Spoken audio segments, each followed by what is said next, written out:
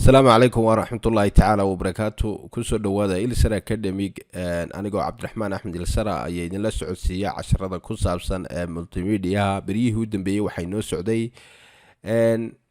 فيديو إديتينكا أما موقال هاجاتينتا maanta waxa aynu eegi doonaa bal sida marka aad sameynayso muuqaal loo export gareeyo ama looga dhigo muuqaalkii mid la daawan karo oo markaasi kooban hababka ay inta badan ku daawataan hab hore oo aynu soo baranay ayaa jira oo isla Adobe Premiere Pro markaasi lagu export gareynayo laakiin maanta waxaynu baranaynaa program kale oo isla Adobe oo la yiraahdo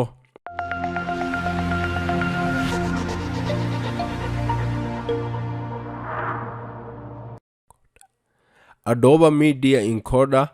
markaasi waxa uu wada shaqeeyaan Adobe Premiere Pro sida daraadeed tusaale ahaan muuqaalkan yar clipkan yar ayaynu rabnaa in aynu markaa ku soo saarno ama aynu ku isticmaalno haddii aan idin sharaxo muhiimadda uu leeyahay Adobe Media Encoder waxa weeye marka qofka ama shirkadaha ayaa aad u adeegsada ama dadka muuqaalo kala duwan oo fara badan soo saaraya oo markaasina doonaya inay ku sii shaqeystaan editingkii isla markaa editingkii gudihiisii markaasi aanay kaaga xanibin haddii shaqo kale ku taalay ayaa loo isticmaalayaa Adobe Media Encoder. ugu horeyn waxaynu tegaynaa dhowr hab ayaa markaasi loo tegayaa sida marka horeba aynu soo baranay file ayaynu tegaynaa dabadeedna waxaynu tegaynaa export halka ay ku qoran tahay dabadeedna media ayaynu tegaynaa mid kale waan sameyn karnaa waxaynu taaban karnaa Ctrl+M oo ka dhigan habkan aynu hadda u imanayno marka click ayaynu siinaynaa waynu yara sugaynaa marka waxa weeye halkii aynu ka oran lahayn export filekan ayaa waxaynu sameynaynaa markan quick ayaynu oranaynaa markaasi waxa uu tegayaa si toos ah u tegayaa marka aynu buttonkan quick ay ku qoran tahay taabano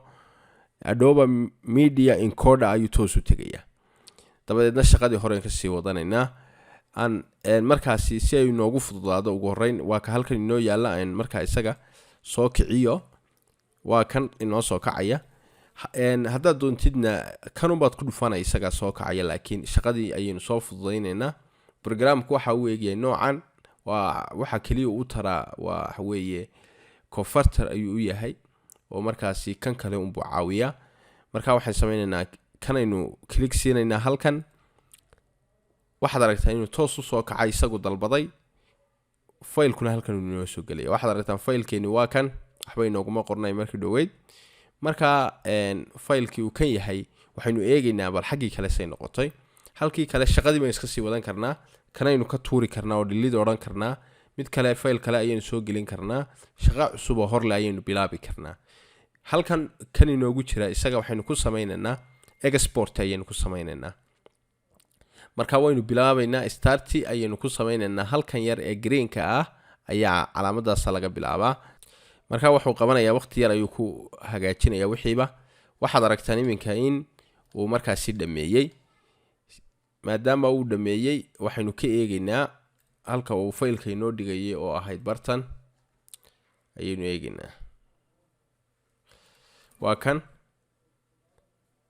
marka play baynu oranaynaa saynu ogaano videoga uu sameeyay videoga iskumaynu hawlin waxba kumaynu qorin macnaha videoyo badan kamaynu tusaalaynu